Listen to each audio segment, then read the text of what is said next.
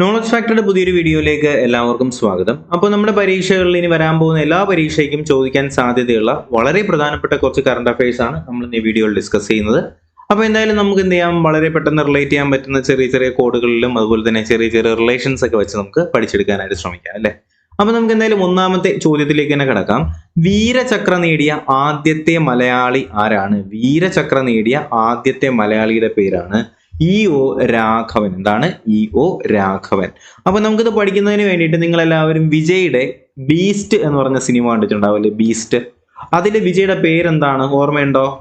വീരരാഘവൻ എന്നാണ് കേട്ടോ. വീരരാഘവൻ എന്നാണ് അതിൽ വിജയുടെ പേര്. അപ്പൊ ആ ഒരു പേര് നിങ്ങൾക്ക് അറിയാമെങ്കിൽ, ഓർത്തിരിക്കാൻ കഴിഞ്ഞാൽ, വീരരാഘവൻ എന്നൊരു പേര് നിങ്ങൾക്ക് ഇവിടെ ഓർത്തിരിക്കാൻ കഴിഞ്ഞാൽ എന്ത് കിട്ടും? വീരചക്ര നേടിയ ആദ്യ മലയാളിയുടെ പേര് അവിടെ നിന്ന് കിട്ടും. ഓക്കെ, അപ്പോൾ വീരചക്ര നേടിയ ആദ്യത്തെ മലയാളിയുടെ പേരെന്താണ്? വീരരാഘവൻ. ഓക്കെ, രണ്ടാമത്തെ ചോദ്യം, കോഴിക്കോടിനെ സാഹിത്യ നഗരമായി പ്രഖ്യാപിച്ചത് ആരാണ്? കോഴിക്കോടിനെ സാഹിത്യ നഗരം, ഇപ്പോൾ സാഹിത്യ നഗരം ഏതാണ്? കോഴിക്കോടാണ്.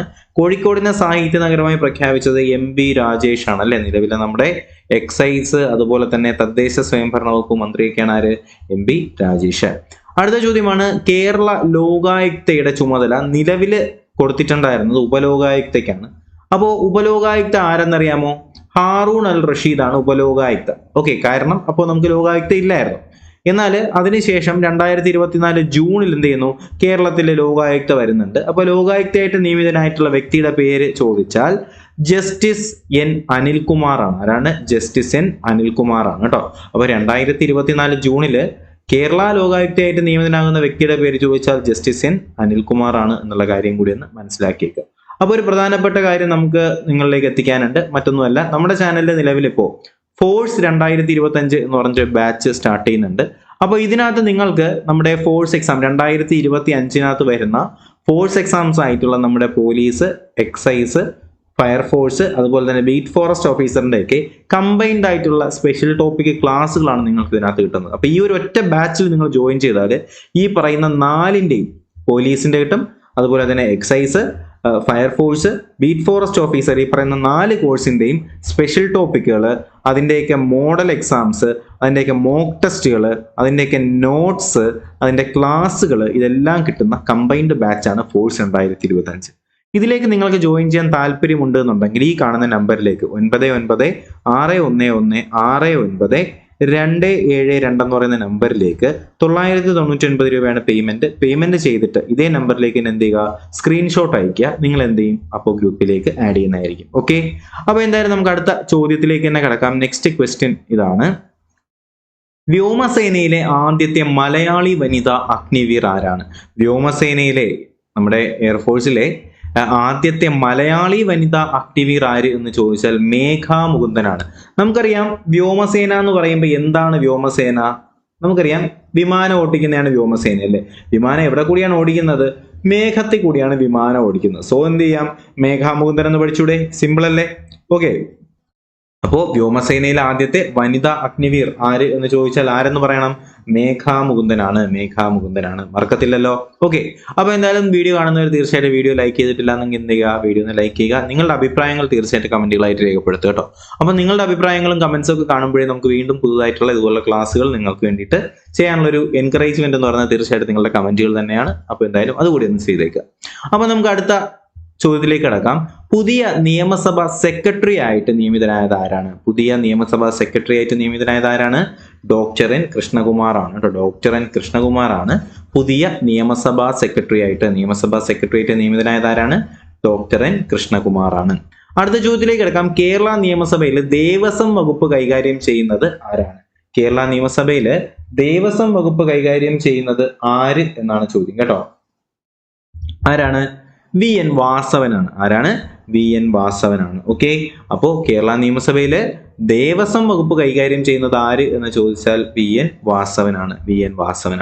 അടുത്ത ചോദ്യത്തിലേക്ക്, നിലവിലത്തെ കേരള മന്ത്രിസഭയിൽ പാർലമെന്ററി കാര്യം കൈകാര്യം ചെയ്യുന്നത് ആരാണ്? MB രാജേഷ് ആണ് കേട്ടോ. നിലവിലത്തെ നമ്മുടെ കേരള മന്ത്രിസഭയിലെ നമ്മുടെ പാർലമെന്ററി കാര്യം വകുപ്പ് കൈകാര്യം ചെയ്യുന്നത് ആര് എന്ന് ചോദിച്ചാൽ MB രാജേഷ് ആണ്. അപ്പൊ MB രാജേഷിന്റെ കാര്യം പറഞ്ഞത് ഓർമ്മയുണ്ടല്ലോ. ഓക്കെ, ഏതൊക്കെയാണ്? നമ്മുടെ കോഴിക്കോടിന്റെ സാഹിത്യ നഗരമായി പ്രഖ്യാപിച്ച എം പി രാജേഷാണ്, നമ്മുടെ എക്സൈസ് വകുപ്പ് മന്ത്രി, അതുപോലെ തന്നെ ലോക്കൽ സെൽഫ് ഗവൺമെന്റ് അല്ലെ, നമ്മുടെ തദ്ദേശ സ്വയംഭരണം, അതുപോലെ തന്നെ പാർലമെന്ററി കാര്യമൊക്കെ കൈകാര്യം ചെയ്യുന്ന ആരാണ്? എം പി രാജേഷാണ് അല്ലെ, എം പി രാജേഷാണ്. ഓക്കെ അല്ലേ? ഓക്കെ, അടുത്ത ചോദ്യം, കേരള മന്ത്രിസഭയില് പട്ടികജാതി പട്ടികവർഗ വകുപ്പ് കൈകാര്യം ചെയ്യുന്നത് ആരാണ്? നിലവിലത്തെ കേരള മന്ത്രിസഭയില് പട്ടികജാതി പട്ടികവർഗ വകുപ്പ്, ഇതൊക്കെ ഇപ്പൊ നിലവിൽ മാറി വന്ന വകുപ്പുകളാണ് കേട്ടോ. മന്ത്രിസഭയിൽ തന്നെ മാറി വന്നിട്ടുള്ള വകുപ്പുകളാണ്, വളരെ പ്രധാനപ്പെട്ട കാര്യങ്ങളാണ് ഇതെല്ലാം. അപ്പൊ എന്തൊക്കെയാണ് ഈ പറയുന്ന പട്ടികജാതി പട്ടികവർഗ വകുപ്പൊക്കെ കൈകാര്യം ചെയ്യുന്ന ആരാണ്? അത് OR കേളുവാണ്. OR കേളുവാണ് മന്ത്രിസഭയിൽ പട്ടികജാതി പട്ടികവർഗം ഒക്കെ കൈകാര്യം ചെയ്യുന്നത് ആര് എന്ന് ചോദിച്ചാൽ അത് OR കേളുവാണ്. അടുത്ത ചോദ്യത്തിലേക്ക് കടക്കാം. കൊച്ചിയിലെ ദക്ഷിണ നാവിക കമാൻഡിന്റെ കീഴിൽ നാവികസേനയുടെ പുതിയ ഉപകേന്ദ്രം സ്ഥാപിതമാകുന്ന കേരളത്തിലെ ജില്ല ഏതാണ്? ചോദ്യം ശ്രദ്ധിക്കുക. കൊച്ചിയിലെ ദക്ഷിണ നാവിക കമാൻഡിന്റെ കീഴിൽ, ദക്ഷിണ നാവിക കമാൻഡിന്റെ കീഴിൽ പുതിയ നാവിക ഉപകേന്ദ്രം സ്ഥാപിതമാകുന്ന കേരളത്തിലെ ജില്ല ചോദിച്ചാൽ തിരുവനന്തപുരത്തിലെ മുട്ടത്തറയിലാണ് കേട്ടോ. മുട്ടത്തറയിലാണ് എന്ത് ചെയ്യുന്നത്? നമ്മുടെ കൊച്ചിയിലെ ദക്ഷിണ നാവിക കമാൻഡിന്റെ കീഴിൽ നാവികസേനയുടെ പുതിയ ഉപകേന്ദ്രം വരുന്ന എവിടെയാണ്? തിരുവനന്തപുരം മുട്ടത്തറയിലാണ്. അടുത്ത ചോദ്യം, സർക്കാർ ഉടമസ്ഥതയിലുള്ള കേരളത്തിലെ ആദ്യത്തെ ഡ്രൈവിംഗ് സ്കൂൾ ഏതാണ്? സർക്കാർ ഉടമസ്ഥതയിലുള്ള കേരളത്തിലെ ആദ്യത്തെ ഡ്രൈവിംഗ് സ്കൂൾ ഏതാണ് എന്ന് ചോദിച്ചാൽ തിരുവനന്തപുരം ജില്ലയിലാണ് 2024 ജൂണിൽ എന്ത് ചെയ്യുന്നത്? ഉദ്ഘാടനം ചെയ്യുന്നത്. സർക്കാർ ഉടമസ്ഥതയിലുള്ള കേരളത്തിലെ തന്നെ ആദ്യത്തെ ഡ്രൈവിംഗ് സ്കൂൾ എവിടെയാണ്? തിരുവനന്തപുരം ജില്ലയിലാണ് ഇത് ഉദ്ഘാടനം ചെയ്യുന്നത് എന്നറിഞ്ഞിരിക്കുക. പക്ഷിപ്പനി ഈയിടയ്ക്ക് പകർന്നു പിടിച്ച ജില്ല അറിയാലോ എവിടെയാണെന്ന്? ആലപ്പുഴയിലാണ് അല്ലെ, ഓർമ്മയുണ്ടല്ലോ, ആലപ്പുഴയിലാണ്. അടുത്ത ചോദ്യത്തിലേക്ക് കടക്കാം. ആദിവാസി മേഖലയിലെ എക്സൈസ് പ്രവർത്തനങ്ങൾ ശക്തിപ്പെടുത്തുന്നതിന്റെ ഭാഗമായിട്ട് കരുതൽ എന്ന പേരിൽ പരാതി പരിഹാര സമ്പർക്ക പദ്ധതി നടപ്പിലാക്കുന്ന കേരളത്തിലെ ജില്ലയാണ് പാലക്കാട്. ശ്രദ്ധിക്കുക, ആദിവാസി മേഖലയിലെ എക്സൈസ് പ്രവർത്തനങ്ങൾ ശക്തമാക്കുന്നതിന് വേണ്ടിയിട്ടാണ് എന്ത് ചെയ്യുന്നത്? കരുതൽ എന്ന പേരിൽ ഒരു പരാതി പരിഹാര സമ്പർക്ക പദ്ധതി നടപ്പിലാക്കുന്നത്. അതെവിടെയാണ്? പാലക്കാട് ജില്ലയിലാണ് എന്നുള്ള കാര്യം ഒന്ന് മനസ്സിലാക്കി വെച്ചേക്കാം. 2024 ജൂണില് നേരിയ ഭൂചലനം ഉണ്ടായ കേരളത്തിലെ ജില്ലകൾ നിങ്ങൾക്കറിയാം, അത് പാലക്കാടും തൃശ്ശൂരുമാണ്. അതുപോലെ തന്നെ വന്യമൃഗ ശല്യത്തെ പ്രതിരോധിക്കുന്നതിന് വേണ്ടിയിട്ട് ആർട്ടിഫിഷ്യൽ ഇന്റലിജൻസ് സാങ്കേതിക വിദ്യയിൽ നിർമ്മിച്ച രാജ്യത്തിൽ തന്നെ ആദ്യത്തെ സ്മാർട്ട് ഫെൻസിങ് സ്ഥാപിതമാകുന്നത് സ്വാഭാവികമായിട്ട് എവിടെയായിരിക്കും? വയനാട് എന്ന് പറയുമ്പോൾ തന്നെ നമുക്ക് കണക്ട് ചെയ്യാൻ പറ്റും. അല്ലെങ്കിൽ എന്താണ് ഈ പറയുന്ന ആദിവാസി മേഖല, വനമേഖല എന്നൊക്കെ പറയുമ്പോൾ തന്നെ നമുക്ക് വയനാടുമായിട്ട് കണക്ട് ചെയ്യാം അല്ലേ. അപ്പോൾ ഈ പറയുന്ന മൃഗങ്ങളെ പ്രതിരോധിക്കുന്നതിന് വേണ്ടിയിട്ട് ഒരു ആർട്ടിഫിഷ്യൽ ഇന്റലിജൻസ് രീതിയിലുള്ള ഒരു സ്മാർട്ട് ഫെൻസിങ് സ്ഥാപിക്കുന്ന എവിടെയാണ്? വയനാടിലാണ്. 2024 മെയ് മാസത്തിൽ അമീബിക് ജ്വരം സ്ഥിരീകരിച്ച കേരളത്തിലെ ജില്ലയാണ് ഇത്? മലപ്പുറം അല്ലെ. 2024 മെയ്യില് അമീബിക് ജ്വരം സ്ഥിരീകരിച്ച കേരളത്തിലെ ജില്ല ഏതാണ്? മലപ്പുറമാണ്. കേരളത്തിലെ തദ്ദേശ സ്വയംഭരണ സ്ഥാപനങ്ങളിലെ വാർഡുകളെ ജനസംഖ്യാ അടിസ്ഥാനത്തിൽ വിഭജിക്കുന്നതിനുള്ള കമ്മീഷന്റെ ചെയർമാൻ ആരാണ്? ഷാജഹാൻ ആണ് അല്ലെ. ഷാജഹാൻ. അപ്പോ കേരളത്തിലെ തദ്ദേശ സ്വയംഭരണ സ്ഥാപനങ്ങളിലെ വാർഡുകളെ എന്ത് ചെയ്യുന്നു? ജനസംഖ്യാ അടിസ്ഥാനത്തിൽ വിഭജിക്കുന്ന കമ്മീഷന്റെ ചെയർമാൻ ആരാണ്? ഷാജഹാൻ. ഷാജഹാൻ ആരാണ്? നമ്മുടെ കേരളത്തിലെ നിലവിലത്തെ ഇലക്ഷൻ കമ്മീഷണറാണ് അല്ലെ. കേരളത്തിലെ 7ാമത്തെ ഇലക്ഷൻ കമ്മീഷണറാണ് നമ്മുടെ ഷാജഹാൻ. അപ്പൊ അദ്ദേഹത്തെയാണ് കേരളത്തിലെ തദ്ദേശ സ്വയംഭരണ സ്ഥാപനങ്ങളിലെ വാർഡുകളെ ജനസംഖ്യ അടിസ്ഥാനത്തിൽ വിഭജിക്കുന്നതിനുള്ള കമ്മീഷന്റെ ചെയർമാൻ എന്ന് പറയുന്ന ഷാജഹാൻ ആണ്. കേരള മന്ത്രിസഭയിലെ നിയമസഭാ സെക്രട്ടറി ആരാണ്? കേരള മന്ത്രിസഭയിലെ നിയമസഭാ സെക്രട്ടറിയാണ് ഡോക്ടർ എൻ രാധാകൃഷ്ണൻ. ആരാണ്? ഡോക്ടർ എൻ രാധാകൃഷ്ണനാണ് കേരള നിയമസഭയിലെ സെക്രട്ടറി എന്ന് പറയുന്ന നിലവിൽ ഡോക്ടർ എൻ രാധാകൃഷ്ണനാണ്. 2024 ജൂണിൽ കാലാവധി 1 വർഷത്തേക്ക് കൂടി നീട്ടിക്കിട്ടിയ കേരളത്തിലെ പോലീസ് മേധാവി ആര് എന്ന് ചോദിച്ചാൽ നിലവിലത്തെ കേരള പോലീസ് മേധാവി ആരാണ്? ഷെയ്ഖ് ദർവേഷ് സാഹിബാണ് അല്ലെ. അങ്ങനെ തന്നെ പഠിച്ചു വെച്ചേക്കുക.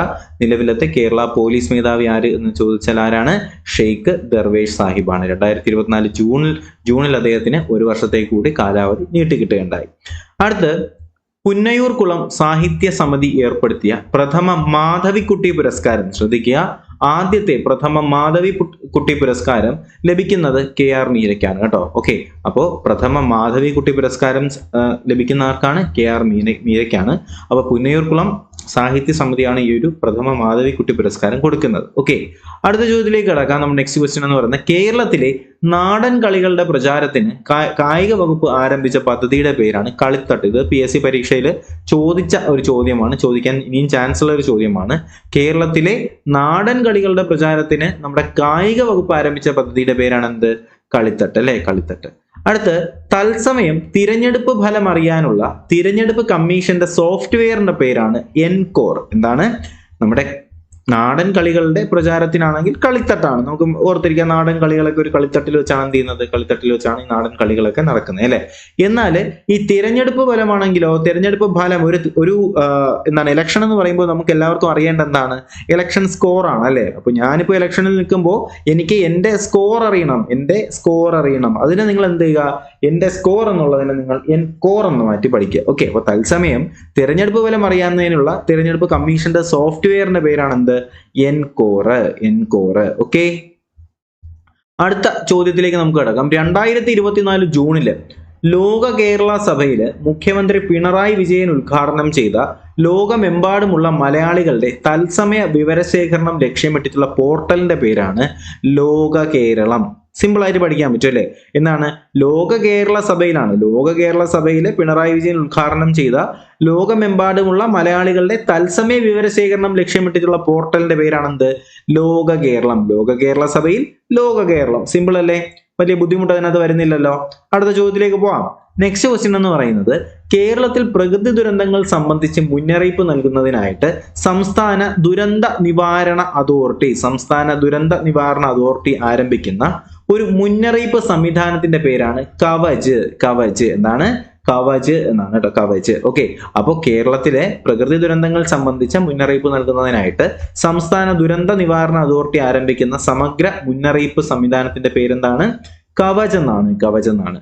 അടുത്ത ചോദ്യത്തിലേക്ക് കിടക്കാൻ. നമ്മുടെ ഭക്ഷ്യസുരക്ഷാ വകുപ്പ് വിവിധ പേരുകളിൽ അറിയപ്പെടുന്ന ഓപ്പറേഷനുകളെല്ലാം കൂടി പൊതുവായിട്ട് നൽകിയ പേരാണ് ഓപ്പറേഷൻ ലൈഫ്. നമുക്കറിയാം, ഭക്ഷണം കഴിച്ചാൽ എന്തിയാ കിട്ടത്തുള്ളൂ? നമുക്ക് ലൈഫ് കിട്ടത്തുള്ളൂ അല്ലെ. അങ്ങനെ പഠിച്ചാൽ മതി. അപ്പോൾ ഒരു നമ്മുടെ ഭക്ഷ്യസുരക്ഷാ വകുപ്പില് വിവിധ പേരുകളിൽ അറിയപ്പെടുന്ന ഓപ്പറേഷനെല്ലാം കൂടി ഒറ്റ പേരിൽ അറിയപ്പെടുന്ന എന്താണ്? ഓപ്പറേഷൻ ലൈഫ് എന്നാണ് അല്ലെ. ലൈഫ് എന്നാണ്. നമുക്കറിയാം, ഭക്ഷണം കഴിച്ചാലേ എന്ത് കിട്ടത്തുള്ളൂ? ലൈഫ് കിട്ടത്തുള്ളൂ അല്ലെ. അപ്പൊ സുരക്ഷിതമായിട്ടുള്ള ഭക്ഷണം കഴിച്ചാലേ നമുക്ക് ലൈഫ് ഉണ്ടാവത്തുള്ളൂ. അതുകൊണ്ട് എന്ത് ചെയ്യാം? ഭക്ഷ്യസുരക്ഷ ഓപ്പറേഷൻ ലൈഫ് എന്ന് പഠിച്ചു വെച്ചേക്കുക.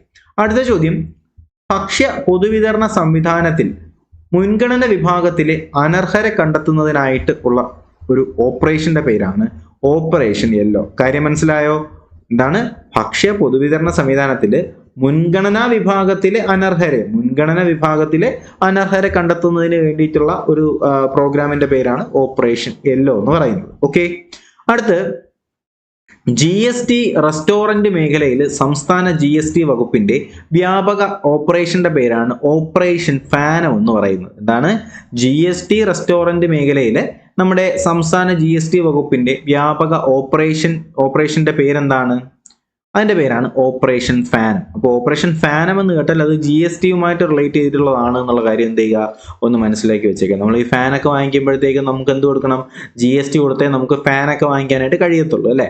അപ്പോൾ GST മേഖലയിൽ, നമ്മുടെ GST റെസ്റ്റോറന്റ് മേഖലയിൽ തന്നെ സംസ്ഥാന GST വകുപ്പിന്റെ വ്യാപകമായിട്ടുള്ളൊരു ഓപ്പറേഷൻ ഉണ്ട്. അതിന്റെ പേരാണ് എന്ത്? ഓപ്പറേഷൻ ഫാനം എന്ന് പറയുന്നത്. അതുപോലെ തന്നെ സർവേക്കായിട്ട് നമ്മുടെ വിഴിഞ്ഞം തുറമുഖത്തെത്തിയ നാവിക കപ്പലിന്റെ പേര് INS സത്ലജ് എന്നാണ്. എന്താണ്? സർവേക്ക് വേണ്ടിയിട്ട് നമ്മുടെ വിഴിഞ്ഞം തുറമുഖത്ത് ഒരു നാവിക കപ്പലെത്തി. നാവിക കപ്പലിന്റെ പേരെന്താണ്? INS സത്ലജ് എന്നാണ് അല്ലെ. PSC എന്തൊക്കെ ചോദിക്കുന്ന ഒരു പിടുത്തമില്ല. നമുക്ക് എന്തായാലും പ്രധാനപ്പെട്ട കാര്യങ്ങളെല്ലാം പഠിച്ചു പോയേ പറ്റത്തുള്ളൂ. ഓക്കെ, അടുത്ത ചോദ്യത്തിലേക്ക് കിടക്കാം. GI ടാഗ് നേടുന്ന ആദ്യത്തെ വനോൽപ്പന്നത്തിന്റെ പേരെന്താണ്? അതാണ് നിലമ്പൂർ തേക്ക് അല്ലെ. നിലമ്പൂർ തേക്ക്. നമ്മുടെ GI ടാഗ് പദവി നേടുന്ന ആദ്യത്തെ വനോൽപ്പന്നത്തിന്റെ പേരെന്താണ്? നിലമ്പൂർ തേക്ക് എന്നാണ്. അടുത്ത ചോദ്യം, ഭക്ഷ്യ പൊതുവിതരണ സംവിധാനത്തിൽ മുൻഗണനാ വിഭാഗത്തിലെ അനർഹരെ കണ്ടെത്തുന്നതിന് വേണ്ടിയിട്ട് നമ്മൾ ഇത് ഓൾറെഡി ഡിസ്കസ് ചെയ്ത ക്വസ്റ്റ്യൻ ആണ്. അതെന്തായിരുന്നു? ഓപ്പറേഷൻ യെല്ലോ എന്നാണ്. അതുപോലെ തന്നെ നമ്മുടെ മലയാളി കുടുംബങ്ങളിലെ സന്തോഷ സൂചിക ഉയർത്തുന്നതിന് വേണ്ടിയിട്ട്,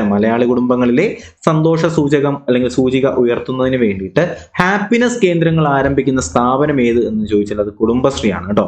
മലയാളി കുടുംബങ്ങളിലെ സന്തോഷ സൂചിക ഉയർത്തുന്നതിനായിട്ട് ഹാപ്പിനെസ് കേന്ദ്രങ്ങൾ ആരംഭിക്കുന്ന സ്ഥാപനം ഏത് എന്ന് ചോദിച്ചാൽ അത് ഏതാണ്? കുടുംബശ്രീ ആണെന്നുള്ള കാര്യം കൂടി ഒന്ന് അറിഞ്ഞിരിക്കുക. അപ്പൊ എന്തായാലും നമ്മൾ ഇതുവരെ ഡിസ്കസ് ചെയ്ത അത്രയും കറണ്ട് അഫയേഴ്സ് നമുക്ക് ഒന്നും കൂടി വളരെ പെട്ടെന്ന് പോവാം. ഒന്നാമത്തെ ചോദ്യം എന്തായിരുന്നു? ഒന്നാമത്തെ ചോദ്യം, നിലവിലത്തെ നമ്മുടെ വീരചക്രം നേടിയ ആദ്യ മലയാളിയുടെ പേര് ഞാൻ പറഞ്ഞിട്ടുണ്ടായിരുന്നു, ഇ.ഒ. രാഘവൻ എന്നാണ് അല്ലെ. ഇ.ഒ. രാഘവൻ എന്നാണ് അദ്ദേഹത്തിന്റെ പേര്. കോഴിക്കോടിനെ സാഹിത്യ നഗരമായി പ്രഖ്യാപിച്ചത് എം.ബി. രാജേഷാണ്. ലോകായുക്തയുടെ ചുമതല ഉണ്ടായിരുന്നത് ഉപലോകായുക്തയാണ്. അദ്ദേഹത്തിന്റെ പേര് ഹാറൂൺ അൽ റഷീദ് എന്നാണ്.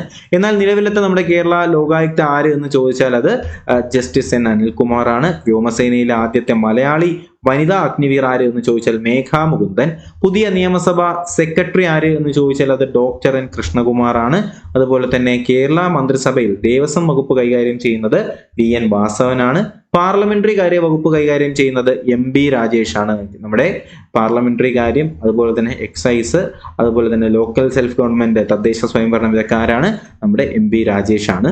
അതുപോലെ തന്നെ പട്ടികജാതി പട്ടികവർഗ വകുപ്പ് കൈകാര്യം ചെയ്യുന്ന മന്ത്രിയാണ് ഒ.ആർ. കേളു. കൊച്ചിയിലെ ദക്ഷിണ നാവിക കമാൻഡിന്റെ കീഴിൽ നാവികസേനയുടെ പുതിയ ഉപകേന്ദ്രം സ്ഥാപിതമാകുന്ന ജില്ലയാണ് തിരുവനന്തപുരം. തിരുവനന്തപുരത്തിലെ മുട്ടത്തറ. അതുപോലെ തന്നെ സർക്കാർ ഉടമസ്ഥതയിലുള്ള കേരളത്തിലെ ആദ്യത്തെ ഡ്രൈവിംഗ് സ്കൂൾ വന്നത് എവിടെയാണ്? തിരുവനന്തപുരത്താണ്. പക്ഷിപ്പനി പിടിച്ചത് ആലപ്പുഴയിലാണ്, അറിയാം. അതുപോലെ തന്നെ എക്സൈസ് പ്രവർത്തനങ്ങൾ എന്ത് ചെയ്യുന്നു? ആദിവാസി മേഖലയിൽ ശക്തമാകുന്നതിന് വേണ്ടിയിട്ട് കരുതൽ എന്ന പേരിൽ ഒരു പരാതി പരിഹാര സമ്പർക്ക പദ്ധതി നടപ്പിലാക്കിയത് എവിടെയാണ്? പാലക്കാടിലാണ്. ഭൂചലനം പാലക്കാട് തൃശ്ശൂരും ഉണ്ടായി എന്നുള്ള കാര്യം അറിഞ്ഞിരിക്കുക. അതുപോലെ തന്നെ വനമേഖലയിലെ മൃഗശല്യങ്ങൾ പ്രതിരോധിക്കുന്നതിന് വേണ്ടിയിട്ട് AI സാങ്കേതിക വിദ്യയിൽ നിർമ്മിച്ച ആദ്യത്തെ സ്മാർട്ട് ഫെൻസിംഗ് സ്ഥാപിതമാകുന്നത് വയനാടിലാണ്. അമീബിക് ജ്വരം സ്ഥിരീകരിച്ച ജില്ല ഏതാണ്? മലപ്പുറമാണ്. അതുപോലെ തന്നെ നമ്മുടെ തദ്ദേശ സ്വയംഭരണ സ്ഥാപനങ്ങളിലെ വാർഡുകൾ ജനസംഖ്യ അടിസ്ഥാനത്തിൽ വിഭജിക്കുന്നതിന് വേണ്ടിയിട്ട് ഒരു കമ്മീഷൻ രൂപീകരിച്ചു. അതിന്റെ ചെയർമാൻ എ ഷാജഹാനാണ്. നമ്മുടെ കേരളത്തിലെ നിയമസഭാ സെക്രട്ടറി ആര് എന്ന് ചോദിച്ചാൽ എൻ കൃഷ്ണകുമാറാണ്. നിലവിലത്തെ പോലീസ് മേധാവി ആരാണ്? വീണ്ടും ഷെയ്ഖ് ദർവേഷ് സാഹിബിനെ തന്നെ അപ്പോയിന്റ് ചെയ്തു. അതുപോലെ തന്നെ നമ്മുടെ പ്രഥമ മാധവിക്കുട്ടി പുരസ്കാരം കിട്ടുന്നത് KR മീരയ്ക്കാണ്. കായിക വകുപ്പ് നാടൻ കളികളുടെ പ്രചാരത്തിന് വേണ്ടിയിട്ട് ആരംഭിച്ചതാണ് കളിത്തട്ട്. അതുപോലെ തന്നെ തിരഞ്ഞെടുപ്പ് ലൈവ് സ്കോർ അറിയുന്നതിന് വേണ്ടിയിട്ടാണ് എൻകോർ എന്ന് പറഞ്ഞൊരു സോഫ്റ്റ്വെയർ ആരംഭിച്ചത്. അതുപോലെ തന്നെ ലോക കേരള സഭയിൽ നമ്മുടെ തത്സമയ വിവരശേഖരണത്തിന് വേണ്ടിയിട്ടുള്ള പരിപാടി, അല്ലെങ്കിൽ മലയാളികളുടെ തത്സമയ വിവരശേഖരണത്തിന് വേണ്ടിയിട്ടുള്ള പോർട്ടലാണെന്ത്? ലോക കേരളം പോർട്ടൽ അല്ലെ. ലോക കേരള പോർട്ടൽ എന്ന് പറയുന്നത്. അതുപോലെ തന്നെ നമ്മുടെ പ്രകൃതി ദുരന്തങ്ങൾ സംബന്ധിച്ച് മുന്നറിയിപ്പുകൾ നൽകുന്നതിന് വേണ്ടിയിട്ട് സംസ്ഥാന ദുരന്ത നിവാരണ അതോറിറ്റി ആരംഭിക്കുന്ന സംവിധാനത്തിന്റെ പേരാണ് കവച്. ഭക്ഷ്യസുരക്ഷാ വകുപ്പ് എന്ത് ചെയ്യുന്നു? വിവിധ പേരുകളിൽ അറിയപ്പെടുന്ന ഓപ്പറേഷനുകളെല്ലാം കൂടി കമ്പൈൻ ചെയ്തുകൊണ്ട് ഓപ്പറേഷൻ ലൈഫ് എന്ന് പറയുന്ന പേരിൽ ഒരു ഓപ്പറേഷൻ സ്റ്റാർട്ട് ചെയ്യുന്നുണ്ട്. അതുപോലെ തന്നെ നെക്സ്റ്റ് ക്വസ്റ്റ്യൻ എന്തായിരുന്നു? നമ്മുടെ മുൻഗണനാ വിഭാഗത്തിലെ അനർഹരെ കണ്ടെത്തുന്നതിന് വേണ്ടിയിട്ട് ഭക്ഷ്യ പൊതുവിതരണ സംവിധാനത്തിൽ കൊണ്ടുവന്ന പ്രോഗ്രാമിന്റെ പേരിന്റെ അല്ലെങ്കിൽ ഓപ്പറേഷന്റെ പേരാണ് എന്ത്? Operation yellow. GST റെസ്റ്റോറന്റ് മേഖലയിൽ സംസ്ഥാന GST വകുപ്പിന്റെ വ്യാപക ഓപ്പറേഷന്റെ പേര് ഫാനം എന്നാണ്. സർവേക്കായിട്ട് വിഴിഞ്ഞത്തെത്തിയ നാവികപ്പലിന്റെ പേര് INS സത്ലജ്. GI ടാഗ് ലഭിക്കുന്ന ആദ്യത്തെ വനോൽപ്പന്നമാണ് നിലമ്പൂർ തേക്ക്. അതുപോലെ തന്നെ മലയാളി കുടുംബങ്ങളിലെ സന്തോഷ സൂചിക ഉയർത്തുന്നതിനായിട്ട് ഹാപ്പിനെസ് കേന്ദ്രങ്ങൾ, ഹാപ്പിനെസ് സെന്ററുകൾ ആരംഭിക്കുന്ന സ്ഥാപനം ഏത് എന്ന് ചോദിച്ചാൽ കുടുംബശ്രീ. ഓക്കെ, അപ്പോൾ എന്തായാലും വീഡിയോ ഇഷ്ടമായെങ്കിൽ എന്ത് ചെയ്യുക? വീഡിയോ ഒന്ന് ഇപ്പോൾ തന്നെ ലൈക്ക് ചെയ്യുക. അതുപോലെ തന്നെ ചാനൽ സബ്സ്ക്രൈബ് ചെയ്യുക. തീർച്ചയായിട്ടും നിങ്ങളുടെ അഭിപ്രായം എന്ത് ചെയ്യുക? കമന്റുകളായിട്ട് രേഖപ്പെടുത്തുക. അതുപോലെ തന്നെ ഫോഴ്സ് 2025 എന്ന് പറയുന്ന ബാച്ചിലേക്ക് ജോയിൻ ചെയ്യാൻ താല്പര്യമുള്ളവർ ഇന്ന് തന്നെ എന്ത് ചെയ്യുക? ജോയിൻ ചെയ്യുക. ഓക്കെ, അപ്പോൾ എന്തായാലും ബാക്കി കാര്യങ്ങളൊക്കെ നമുക്ക് എന്ത് ചെയ്യാം? മറ്റൊരു വീഡിയോയിൽ ഡിസ്കസ് ചെയ്യാം. പുതിയൊരു വീഡിയോയും ക്ലാസ്സും ഒക്കെ ആയിട്ട് ഉടനെ തന്നെ കാണാം. അതുവരേക്കും എല്ലാവർക്കും bye bye, good bye, take care.